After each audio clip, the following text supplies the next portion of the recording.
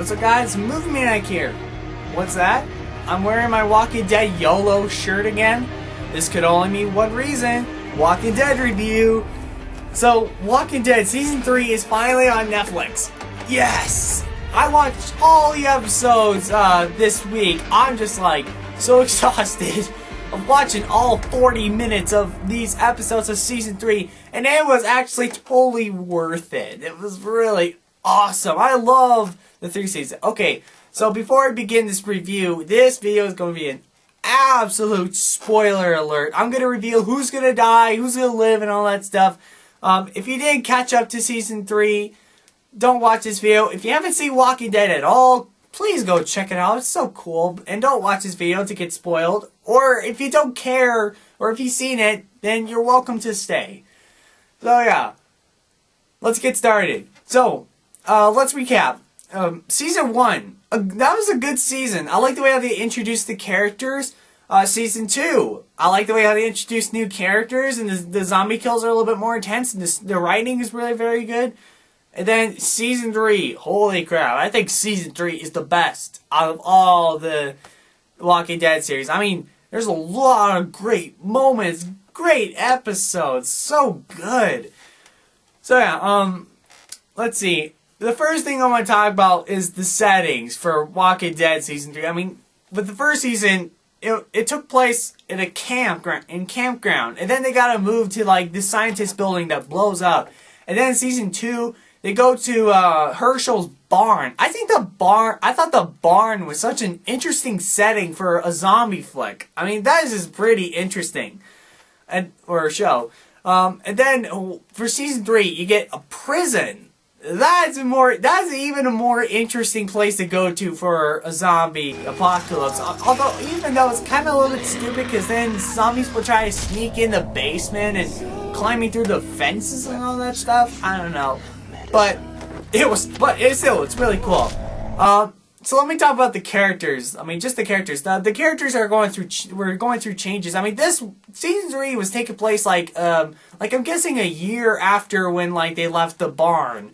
So yeah, they've been going through changes, you know, all that stuff. Like Rick, he's being more crazy about trusting people in this season. Like he can't even get along with like new people he's met. I mean, you know, that's just very interesting. And Carl, oh my gosh, they finally made the kid interesting. I mean, this time Carl isn't stupid anymore. He's actually being smart. He knows what he's doing. He's a smart kid. Finally. I think Carl is finally doing better in this season. And I really like him, and the actor for Carl, he did a good job. I really liked him. And also Rick.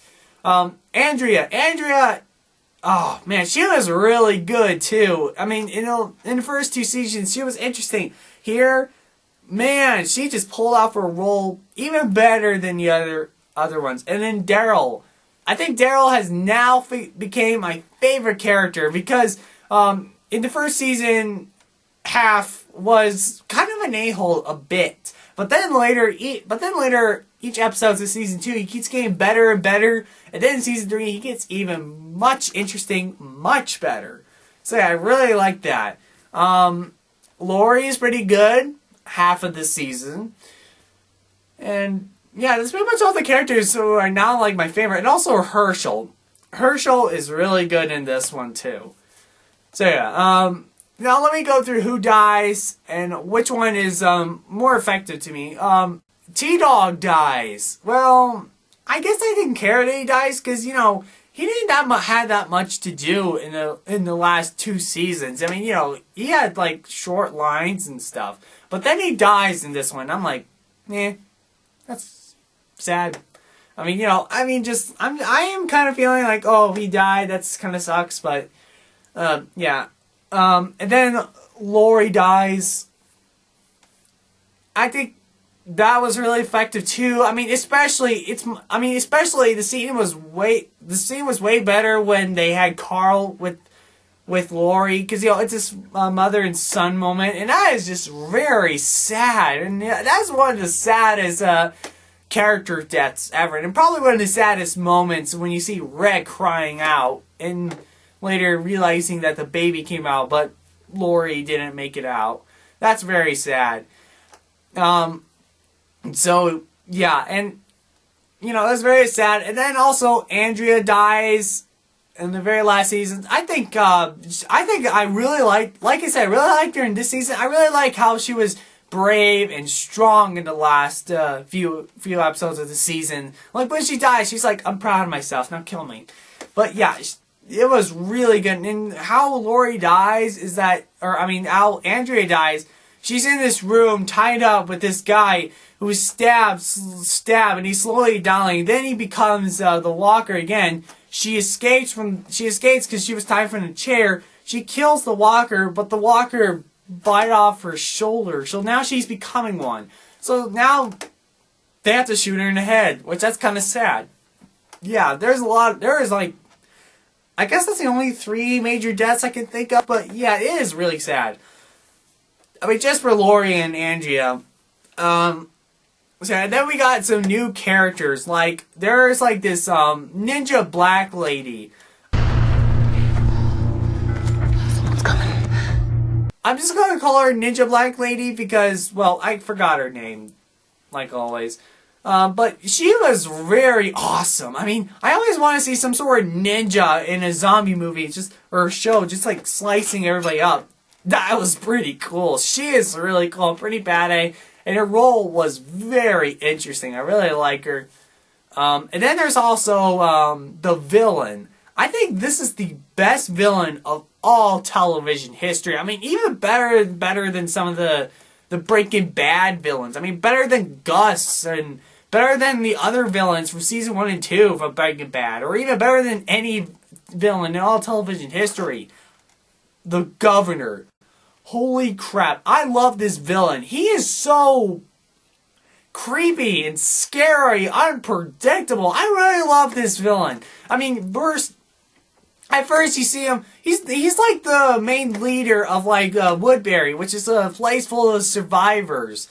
And he's kind of like the mayor, who's like nice guy, but then goes crazy at the end. Like, you first see him, he's like this sort of nice guy sort of thing. But then, like, later, he gets crazier. I mean, after when, like, he had his daughter, she's a walker, and he's been keeping her for a while. And then the black ninja lady was just slicing her, and then stabs his eye, and he's just like, he has his eye patch. Now he's being all revenge sort of thing. He was one aggressive villain. I mean, like, he's just going out straight killing everybody. He is very unpredictable. I don't know. I think it's just me, but I was so confused. Like, I was really confused what he's gonna do next, because it's unexpected what he's gonna do next. I mean, there's this one scene that's so really unexpected at the end of the season where he was attacking the group at the season with his army, the governor's army, but then they retreated, and then the governor was feels like such a failure. He gets out of his truck and then starts shooting all of his army. I mean, he only has 2 that's still alive, but he almost shoots all of them. I'm just like, whoa. He's like Darth Vader, like he strangles his own stormtroopers and his officers and stuff. This guy is so unpredictable. You don't know what he's gonna do, that's just so creepy and scary about him. And, you know, he's all aggressive, he's extreme. Man, this guy's just intense, that's why I really love this villain. He is so good. I really love this villain. So yeah, the governor is a good villain. Then we got some characters that came back from the first season, like Morgan. From the very first episode, the black guy. Now, he's even more crazier in this one, insane, but in a good way. I mean, you know, you find him insane, and he's been leaving all these traps for the zombies and stuff. His son's not around anymore because he's got eaten by a walker. Man, it was kind of sad a little. I kind of felt really bad for him since after that. So, yeah. But then, of course, you know this is coming. Now, how's about a big hug for your old pal, Merle? Huh?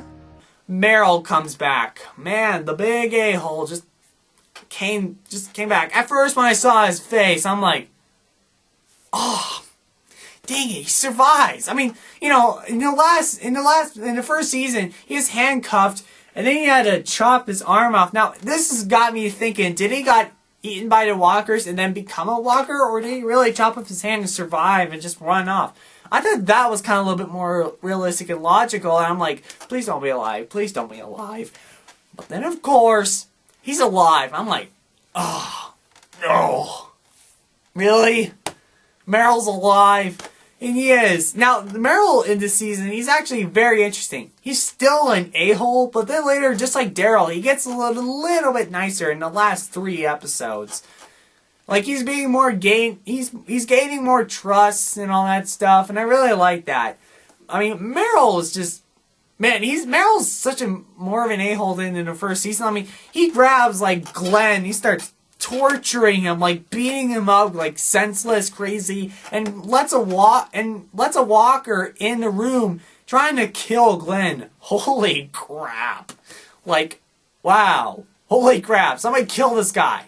But then I liked him at the last few episodes because he's being a little bit nicer this time. So I like that. And my favorite scene of the whole season was when Meryl, when he got shot by the governor.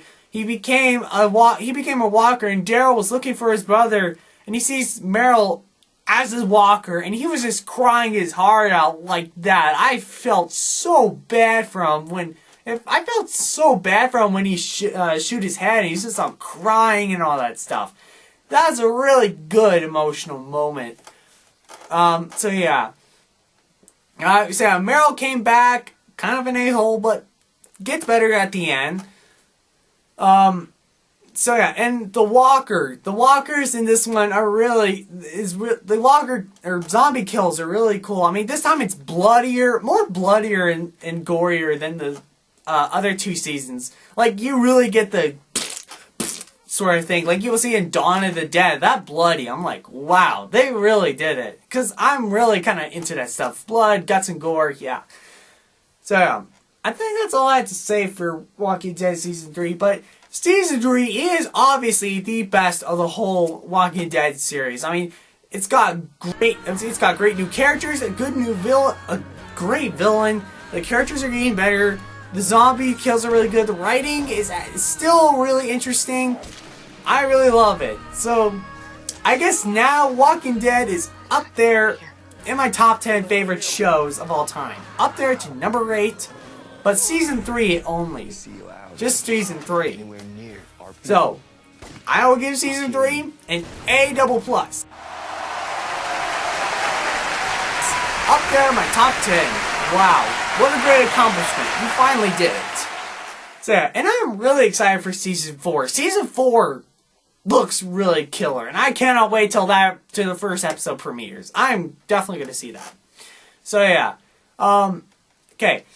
So, my answer question today is, who is your favorite character of Walking Dead? Comment that down below. Check out my other videos. They're really cool. Like and subscribe. Check out my Facebook and email me what movie I should review. Please do that. See ya.